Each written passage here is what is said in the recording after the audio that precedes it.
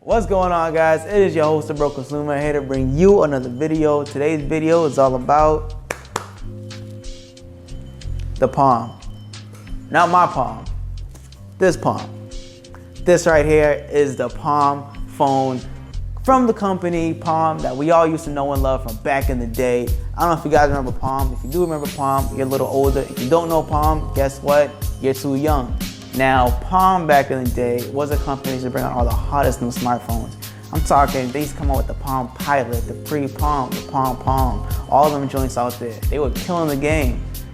And then all of a sudden the iPhone came out and they kind of just went, they went bye-bye. But back in 2010, HP bought them thinking that they're gonna come back with some fire, come out with some hot Android phones. No one liked them, so they ended up shutting down. And I believe some company, random company, TCL, some crap like that, ended up buying them back in. God damn, what the goddamn bill?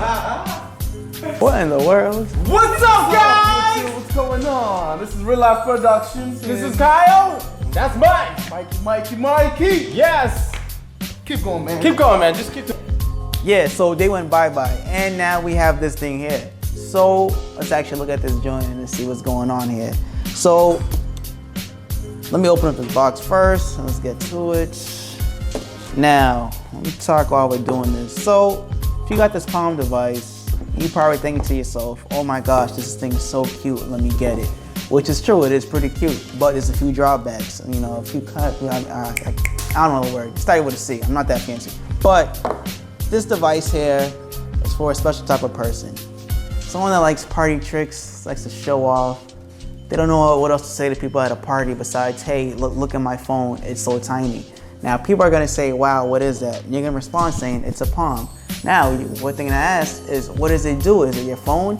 You're gonna have to say, no. Reason why? Guess what? It's not a standalone phone. Verizon, for some odd reason, even though this has the full capabilities of being its own standalone device, Verizon decided this is only going to be a secondary device, and the only thing you could do with this is pair it to your phone, and it's going to be married to that phone. It's going to share the same phone number, as that phone, and that's what you're going to do.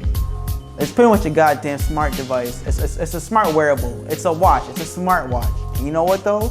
It's inconvenient because it's not a smart watch. With a smart watch, at least with this thing here, you can put it on your wrist. You can not have to worry about it. It has LTE, it has a music player, it has Wear OS if you're into that, or Apple, whatever the fuck, Watch OS, all that other good stuff, right? This has Android 8.1. It has a Snapdragon 435, I believe that's what it is. And so it's not a slouchy device. It has a 720p display on such a small screen. It's a 3.3-inch display, so it is gonna be pretty clear. So you don't have drawbacks when it comes to hardware, when it comes to a wearable. But it's just inconvenient. If it's gonna be a wearable, you want it to be convenient for you.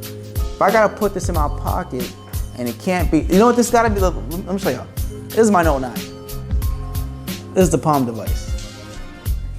These two gotta be together. Well, they don't have to be together per se, but they're married with each other, right? And if it's gonna be a wearable device, that means you probably can have both of them at the same time from time to time. What the hell would I look like with the calculator and a Snickers bar in my pocket all at the same time? I'm gonna end up looking crazy. And that's what this phone makes you look. It makes you look crazy. If you get this phone, you're gonna spend $350 on here. So you spend $350 for inconvenience. After $350, you're gonna think to yourself, fuck, well, am I gonna use this? I don't know. Let me put it down to go to the party because I'll just wear my smartwatch that you spent another $350 on. So now you're down $700. Now you think to yourself, after $700 down the hole, what am I doing with my life? That's how when you buy this device, ladies and gentlemen. You think to yourself, what am I doing with my life? In other words, just like the Pixel 3, if you wanna watch that video, I'll go tag that right there. It is trash. Anyways, guys, that's gonna be my first impressions for this phone. I didn't even turn it on yet, but I am gonna use it. You will get a full review pretty soon, and I'll tell you my full actual feelings about this phone. Is it actually worth it? Should you spend your hard-earned money on it? I do believe it's only like $12 a month on Verizon to actually use the phone, but you can't forget about data, so you probably have to pay for that too, so just keep that in mind. And honestly, if you got the money, if you're a baller, you're not broke, you don't have, clearly I'm the broke consumer, so I'm not gonna spend money on something like this, but if you're not the broke consumer, you're just a regular consumer, spend the money on it, spend the bread if you got it. see if you like it. I'll update you guys in about 2 days or so, tell you what I think about it. Other than that, guys, that's it. I'll see you later. Peace.